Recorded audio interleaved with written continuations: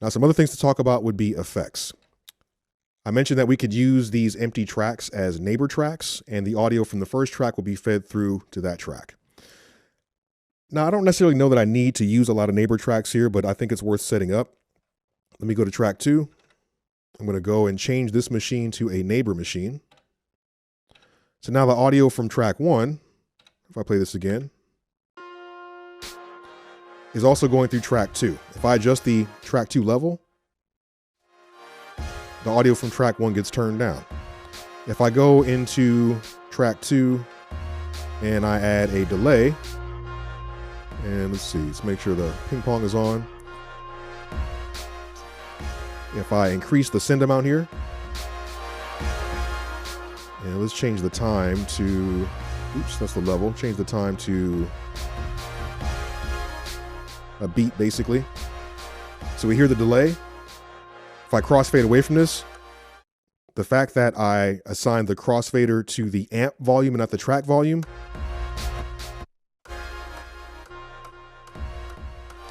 means that I don't lose that decay tail. Now, I mentioned earlier that there's a very cool way for us to utilize delay. We can use it more like a beat repeat type of effect, and I'll demonstrate that, and then I'll just leave you guys with this technique. Now, I have my scene set up to crossfade between the volume of track 1 and track 5. I can also use other scenes so that when I'm on one of these tracks, I can make them repeat at a certain note interval. So let's say, let me see. First thing I need to do is let me go back to the effect settings here. I'm going to turn the send volume all the way down. So in my effects setup, here's delay.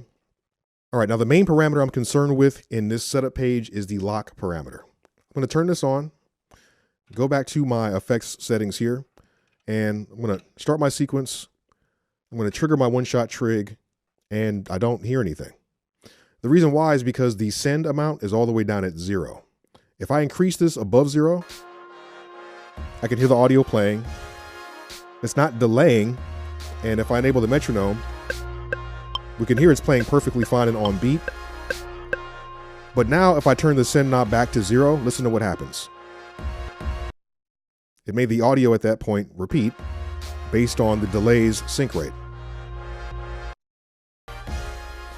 Now it stops very quickly because the feedback amount determines how long it's going to keep repeating.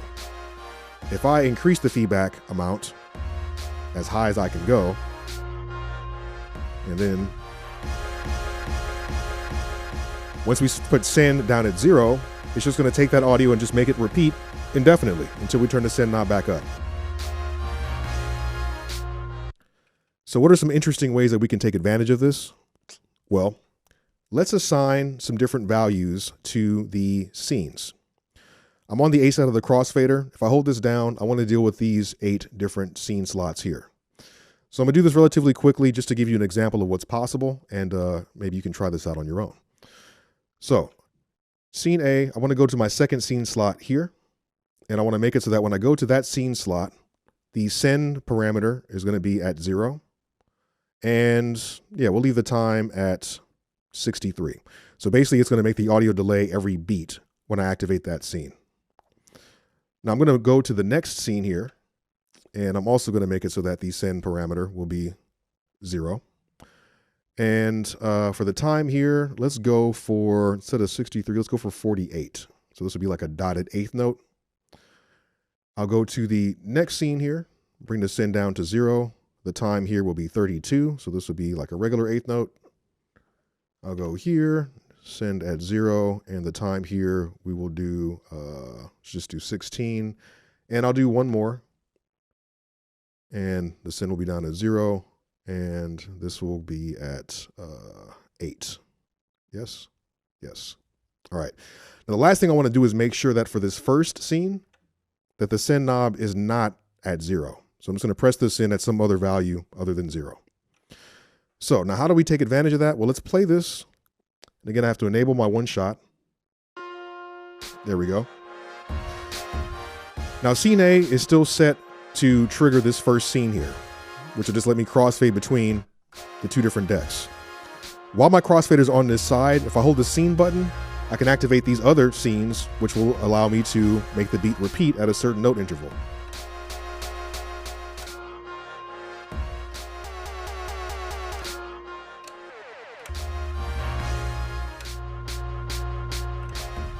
Now you might notice how the pitch is changing. I had mentioned before how the delay acts like a tape delay. We can deactivate that by going into the delay settings. Tape is here, and we can deactivate that. So now when I enable these different states,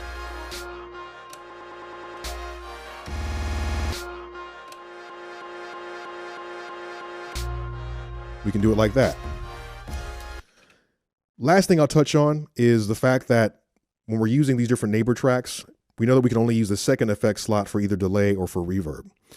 I'm using the delay on my second neighbor track in order to do this sort of beat repeatish kind of thing, but it'd be nice to actually have a regular delay that I can use to help me when I'm transitioning from track to track.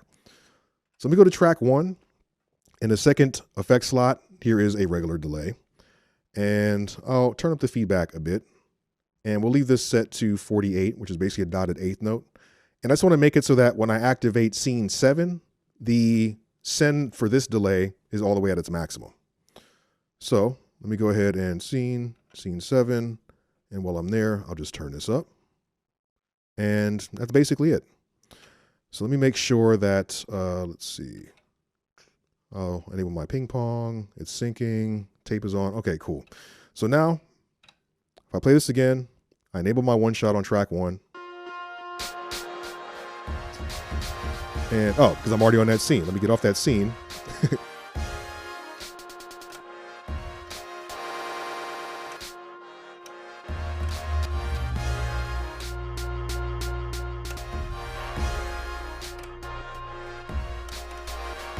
And I think the feedback here can be a little bit higher. And I'll play with the EQing of this delay.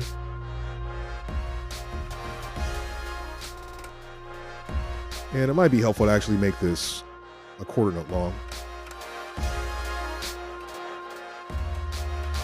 There we go. The latency's killing me. All right, anyway, so that's just one example of how we can take advantage of a lot of the different settings for the Octatrack, utilizing the blank tracks that we have here as neighbor tracks, so then we can add that many more effects. And then utilizing the scene so we can crossfade between tracks and then also automate different effect settings. This can be very, very powerful. So that's just a bit of insight into how I'm using the Octatrack. And like I said, this is my favorite piece of hardware. I absolutely love this machine. And hopefully you guys can see some of the possibility, some of the potential, and we'll get something out of what I've had to show you. So again, thank you for your time and attention. And I wish you good luck making some good music.